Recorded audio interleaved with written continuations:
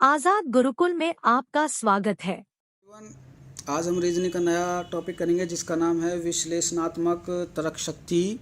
ठीक है, तो मैं डायरेक्ट क्वेश्चन पे ले जाता हूँ आपको कि क्वेश्चन कैसे आते हैं। मैं क्वेश्चन ये देखिए, क्वेश्चन कुछ इस तरीक़ा से आते हैं। एक मिनट, अरे अरे अरे भाई, अरे ये इससे भी हो जाए। ठीक है ठीक है ठीक है, हो गया।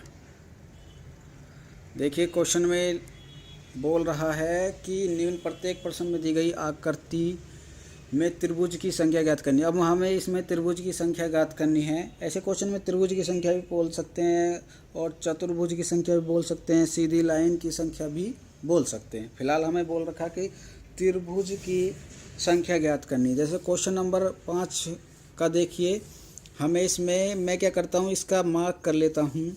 मैंने ये यहाँ से स्टार्ट करा, ए इसमें लिख दिया है। अब देखिए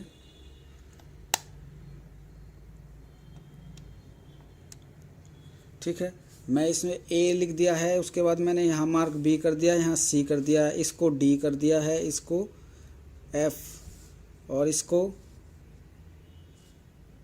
ई डाल दिया। ठीक है, ये हमारा क्वेश्चन। मैंने इसमें आपको बता दिया है कि मैंने ये चीज़ इसमें नंबरिंग डाल दी है। अब इसमें क्वेश्चन में बोल रखा है 4, 5, 6, 7। अब इन्हें को सही ज्ञात करने के लिए मैं क्या करूँ, त्रिभुज ही लूँगा। त्रिभुज देखो 3 बिंदुओं से मिलकर त्रिभुज बनेगा, पता है ना। तो बिंदु कितने हैं, मैं 3 ले लूँगा। पहले मैं इस वाले को ले लेता हूँ, डी ई सी कोमा। अब मैं क्या करता हूँ, इस वाले को ले लेता हूँ, डी एफ ई। ठीक है, उसके बाद मैं ले लेता हूँ एफ ई और बी। ठीक है, उसके बाद मैं क्या करता हूँ, इन तीनों को ले लेता हूँ, डी एफ ए। ठीक है, अब देखिए मैंने त्रिभुज निकाल लिया। अब देखो, अब तीन बिंदुओं से मिलकर वो बनेगा हमारा त्रिभुज। तो देखो एक बी सी, ये भी तो एक बड़ा त्रिभुज बनना है। तो कहाँ लगेगा हमारा, ए बी और सी। ठीक है, अब और कोई त्रिभुज आपको नहीं दिख रहा होगा, मुझे तो दिख नहीं रहा। आप दिख रहा है तो कमेंट करके बताना कि है या नहीं। अब मैं इनको गिन लूँगा, 1, 2, 3, 4, 5। अभी हमारे पास 5 त्रिभुज है जो इसमें दिख रहे हैं। जब हमारे पास 5 त्रिभुज है तो हम कह सकते हैं कि इसमें ऑप्शन में बी आंसर आएगा। ठीक है, तो इसका आंसर बी हो जाएगा। एक मिनट मैं थोड़ा देख लेता हूँ, हो सकता है मैं आपको गलत बता दूँ, ऐसा नहीं होना चाहिए। ठीक है, हाँ इसका आंसर ठीक है, बिल्कुल इसका आंसर यही आएगा। चलो हम अगले क्वेश्चन को देखते हैं। इसमें त्रिभुज निकाल के देखते हैं। हमारे पास एक थोड़ा सा वैसा अभी ले लेते हैं, ये वाला ले लेते हैं। क्वेश्चन नंबर 9 देखिए, क्वेश्चन नंबर 9 है हमारे पास। ठीक है, हमारे पास क्वेश्चन नंबर 9 है और इसका निकालने के लिए मैं क्या कर रहा हूँ, इसका मैं नंबरिंग डाल देता हूँ। पहले यहाँ से स्टार्ट करता हूँ, A B C D E F G H और क्या रह गया, आई, ये रह गया। ठीक है, सभी के नंबर मैंने डाल दिए हैं। अब मैं त्रिभुज बनाने की कोशिश करूँगा। त्रिभुज देखो 3 बिंदुओं से बनते हैं, तो मैं 3 का ही समूह लूँगा। देखो यहाँ से स्टार्ट करता हूँ, ए से, ए एच बी, ये मेरा एक त्रिभुज बन गया।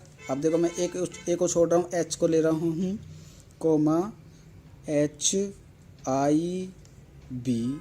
ठीक है, अब मेरा ये त्रिभुज बन गया। अब मैं क्या कर रहा हूँ, मैं एच को छोड़ रहा हूँ और बी आई और डी।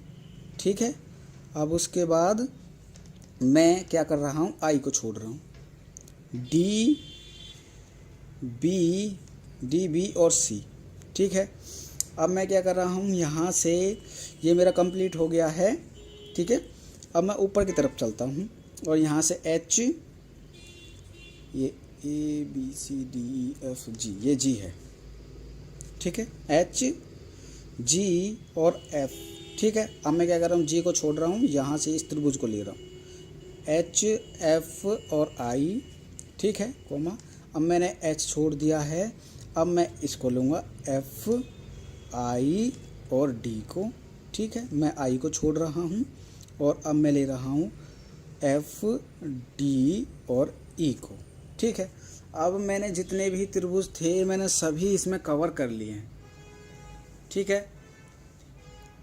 और मैं इनको काउंटिंग कर लूँगा, 1 2 3 4 5 6 7 8, मेरे पास 8 त्रिभुज इसमें मिले हैं, ठीक है। अब ऑप्शन में देखिए, इसमें ऑप्शन 8 10 12 14, तो मुझे इसमें त्रिभुजों की जो संख्या मिली है वो मुझे मिली है, अब देखो ये 8 है। अब ज़रा ध्यान देना कि अभी देखो बी डी और एफ, यह भी तो एक त्रिभुज है, तो मैं इसको लिख लूँगा बी डी और एफ। अब मैं डी को छोड़ दूँगा, इस तरफ चला जाऊँगा, बी सॉरी ये यहाँ पर नहीं, यहाँ पर बी एफ और एच, ठीक है, ये वाला बड़ा वाला त्रिभुज आ जाएगा।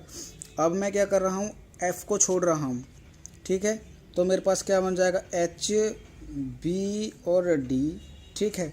अब मैं बी को छोड़ रहा हूँ और इसको ले रहा हूँ, एफ एच और डी, ठीक है। मेरे पास 4 और त्रिभुज आ गए हैं, तो टोटल इसमें कितने त्रिभुज हो गए, 1 2 3 4 5 6 7 8 9 10 11 और 12, तो मेरे पास 12 त्रिभुज आ चुके हैं। तो मेरा आंसर क्या होगा इसमें, 8 12 10 और 14, ये मेरे ऑप्शन दे रखे, तो मेरा आंसर सी होगा 12, ठीक है। ये तो था त्रिभुज से संबंधित क्वेश्चन।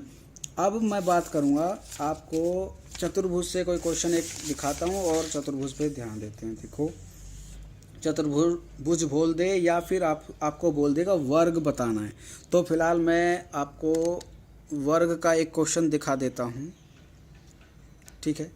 ये क्वेश्चन है और इसमें बोल रखा है कि बताइए, देखो ये क्वेश्चन है, इसमें बोल रखा है कि आकृति में वर्ग की संख्या बतानी है हमें, ये वाली हमारी आकृति है। इसमें क्या करेंगे, हम ऐसे नंबरिंग डाल देंगे, A B C D E F G H I J K L, ये हो गई नंबरिंग में हमारी। अब मैं क्या करूँगा, इसमें मुझे वर्ग ज्ञात करना, मुझे पता है वर्ग की क्या होती है, वो चौकोर होता है, उसकी भुजा बराबर होती हैं, चारों भुजा। तो मैं क्या करूँगा, और चारों भुजा होती हैं तो 4 बिंदुओं से मिलकर बनेगी भुजाएं, तो मैं 4 बिंदुओं का समूह लूँगा, ठीक है। यहाँ से स्टार्ट करता हूँ, ए बी जी और एच को, ये मैंने ले लिया, पहले इस तरफ चलते हैं, ठीक है। उसके बाद मैंने ए और बी एच को छोड़ रहा हूँ, अगला वाला ले रहा हूँ, ठीक है। अब मेरा अगला वाला बनेगा बी जी एफ और सी कोमा, अब मैं पिछले वाले को छोड़ देता हूँ, अगला वाला ले लेता हूँ, सी एफ डी और एफ, ये आ गया मेरा। अब मैं अगला वाला एक और ले लूँगा, ठीक है। अब मेरा देखो इसमें कुछ नहीं है, तो मैं ऊपर की तरफ मूव करता हूँ, यहाँ से फिर मैं यहाँ पर करता हूँ आई एच जे और जी, ठीक है। अब मैं आगे की तरफ मूव करूँगा, मैंने ये वाले पीछे वाले छोड़ दिए हैं, जे जी के एफ, ठीक है। अब मैं पिछले वाले इसको छोड़ दूँगा, अगला वाला लूँगा, के एफ और एल और एफ, ठीक है।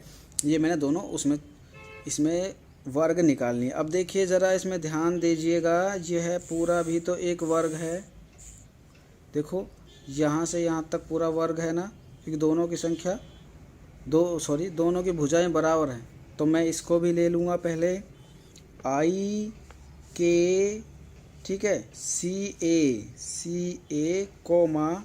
अब देखिए ये मुझे मिल गया। अब देखो यहाँ से इन दोनों को मैं छोड़ दूँगा, आगे की तरफ मूव कर रहा हूँ, जे एल बी डी, ठीक है।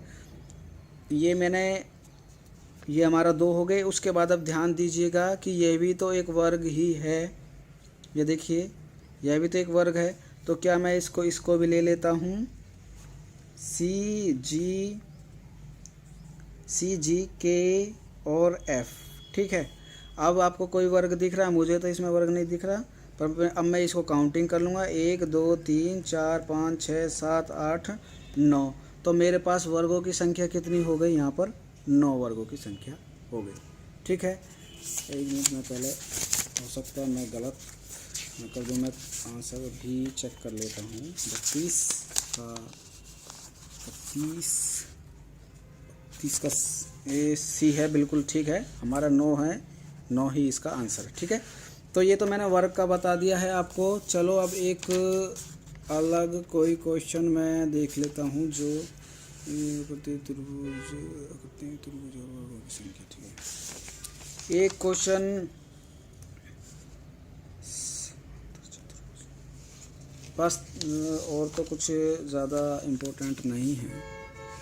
ऐसा ही क्वेश्चन होते हैं, जितने भी चतुर्भुज के बारे में पूछ लेता है या फिर किसी के बारे में भी पूछ लेता है, तो आपको इसी प्रकार से करना है।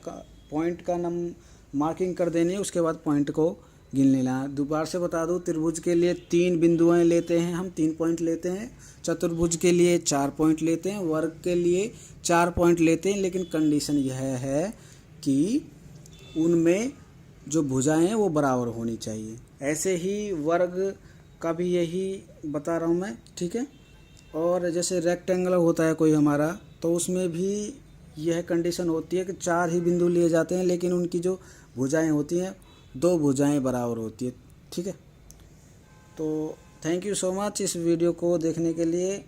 आपको जो समझ में नहीं आता तो आप कमेंट करके बता दीजिएगा, मैं इस वीडियो में और भी इम्प्रूव कर दूंगा। Thank you.